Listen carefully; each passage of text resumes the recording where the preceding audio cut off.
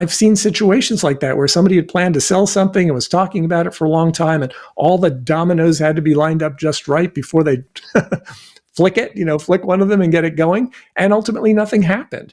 Sometimes we have a great idea, but then it's like, oh, it seems like too much work, or I don't want to do it, or I'm scared, or whatever the deal is. And unfortunately, you're building bridges to nowhere when you do that. Increase sales, improve margins, and grow your business. Guaranteed. Top secrets of marketing and sales. Now, David Blaze. Hi, and welcome to the podcast. In today's episode, co-host Jay McFarland and I will be discussing making excuses instead of sales. Welcome back, Jay. Thank you so much, David. Such a pleasure to be here. And I'm excited about this topic. And I'm just going to be brutally honest up front. I'm guilty of this very thing as I've been involved in sales, and sometimes numbers would drop. And the first thing I'm saying is, well, it's this, or well, it's that. And the truth is it might be me. And so I think it's important to always go back and reassess what you're doing, and have you changed something, or has something changed in your system? Yeah, it's very easy to do. It's an easy trap to fall into because whoever really wants to say it's my fault? And yet our behavior is one of the only things that we really, truly have control over, to the extent that we can get control over it, right? We can't control a lot of outside factors, but we can largely control what we do and what we promise to do, and then try to connect the dots between those two things.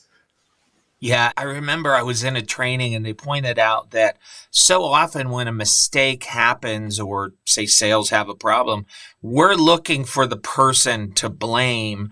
And so often it's not a person, it's a system. It's something that needs to be tweaked. But it's so easy to just pick somebody and say, you're the problem, you solve it. Maybe you're the frontline salesperson, and so you need to fix it, or there's going to be consequences. And oftentimes, I think that's the wrong approach.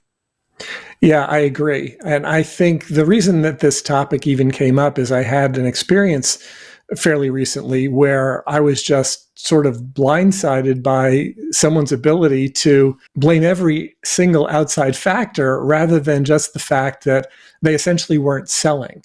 And this is common in a lot of different businesses. It's common in a lot of different sales industries.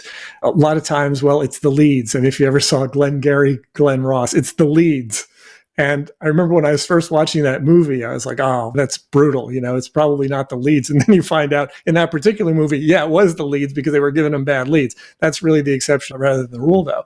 It's the leads, it's the market, it's the product, it's the supply chain. There have been a lot of really potentially very good excuses, a lot of different things that people can blame for their lack of producing, but none of that empowers the salesperson. None of it empowers the person who is making those excuses to actually address the issues that potentially need to be addressed. In other words, if there's a problem with the leads, what can that person do to track down better leads? If it's the market, are there other markets they can approach, or are there segments of the market that they could and should be approaching? If it's the product, are they representing the right product? Is there another product they should be selling? So for every excuse, there is normally something that the salesperson can do to address some aspect of the problem that they're citing as being the real issue. Yeah, I think it's so important what you're talking about, because I've been in this situation recently where we did a Google ad campaign and man, the leads were just coming in, but then we looked at our close rate and it was just miserable. And so we had to assess, is this the type of lead we want? Because we're spinning our wheels here. And so we had to change keywords and go through a lot of thought process and reassess. Because in that case, it was the leads. But I also think it's important, especially in sales, to constantly be reassessing your own performance and what you're going through, because we fall into traps, right? And also, it's hard. The grind can be hard. And so things that you should be doing, you're not this time because it's just hard. So checking every box every single time can be monotonous. So I think a lot of times the breakdown can just be with us.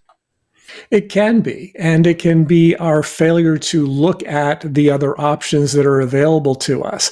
It can be our failure to look at the issues that we're blaming to say, how could we potentially improve that?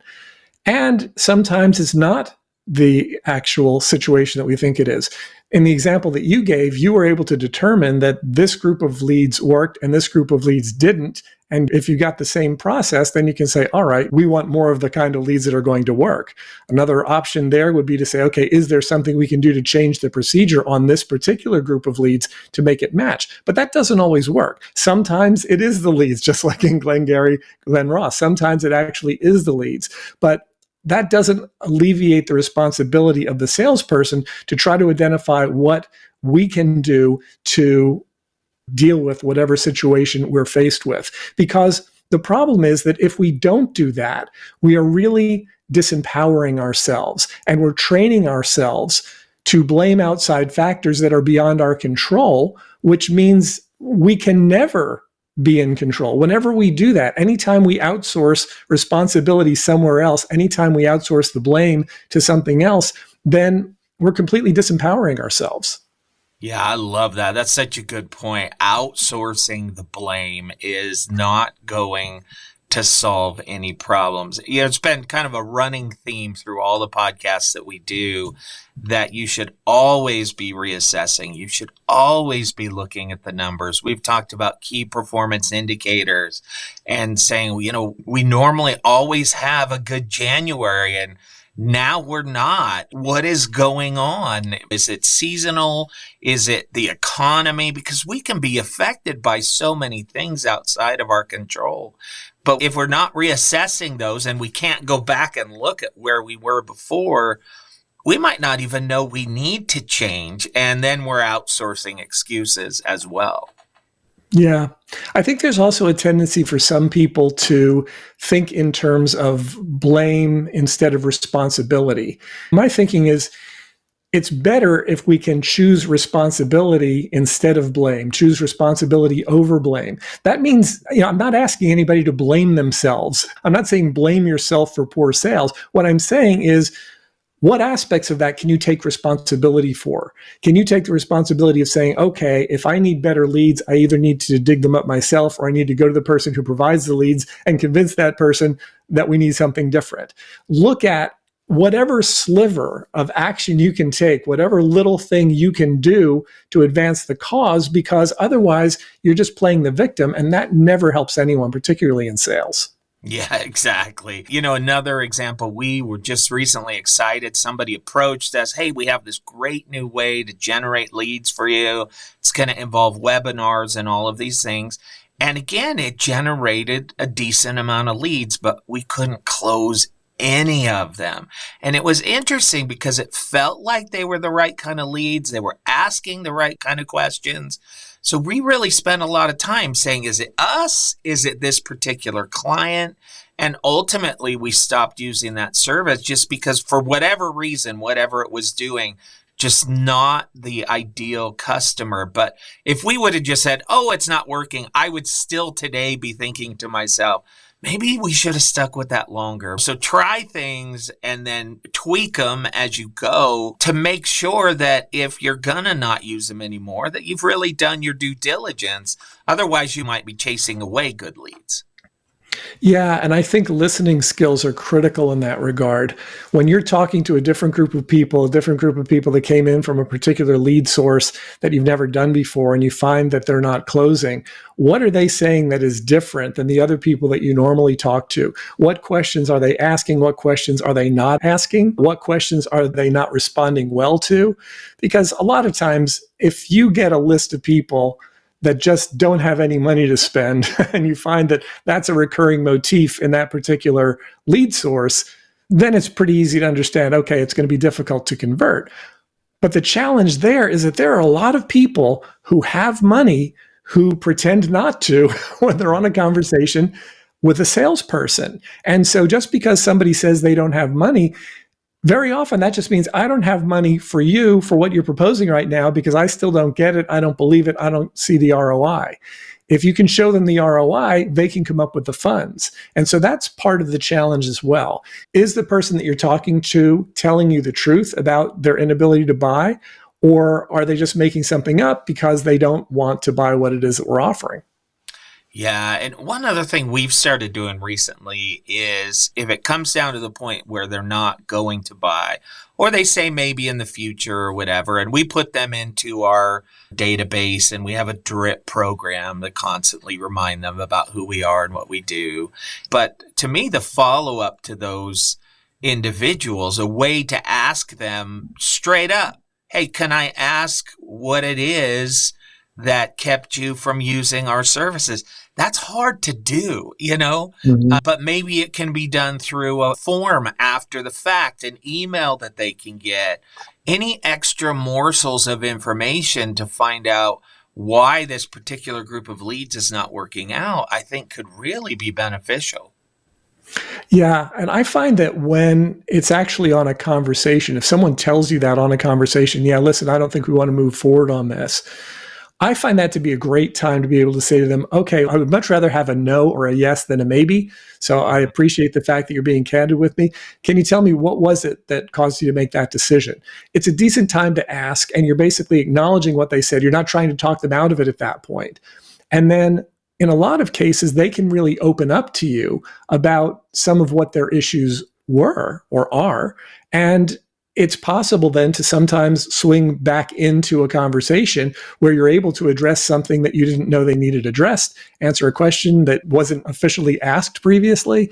And once that pressure or tension is taken away where they think you're trying to sell them something, they can very often be a lot more open in their responses.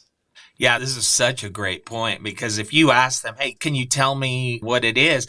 They may come back and their answer may demonstrate to you that they missed the whole point, that you had been talking the whole time and they completely missed your benefits. They completely misunderstood you. And so, like you said, that may restart the whole sales cycle again, but now you have a better understanding of what they're looking for. Yeah, exactly. So part of my feeling here is that it's important for any of us who are dealing with this type of thing to start out by looking inward, essentially asking yourself, what can you do today, right now, to advance your own sales career, to target better prospects, to initiate more contacts? Whatever it is that you need to do, there's probably something that you can do and that you should do to advance that process. Also, I think there are some people who think they might want to try to sell something, but if they're not committed to making that happen, they can stretch it out for days, weeks, months, or years if people let them, and never sell a thing. And I've seen situations like that where somebody had planned to sell something and was talking about it for a long time, and all the dominoes had to be lined up just right before they flick one of them and get it going. And ultimately nothing happened. And that, I think, is just a failure of vision in terms of what am I really planning to do and what will I actually take action on? Because sometimes we have a great idea, but then it's like, oh, it seems like too much work, or I don't want to do it, or I'm scared, or whatever the deal is. And unfortunately, you're building bridges to nowhere when you do that. You're trying to set up all these different things to be in place. But if you fail to, flick the domino or pull the trigger, nothing's going to happen. Yeah, such a great point. And if you're outsourcing that blame or that responsibility, then you need to reassess. David, how can people find out more? Well, you can go to topsecrets.com/call, schedule a call with myself or my team.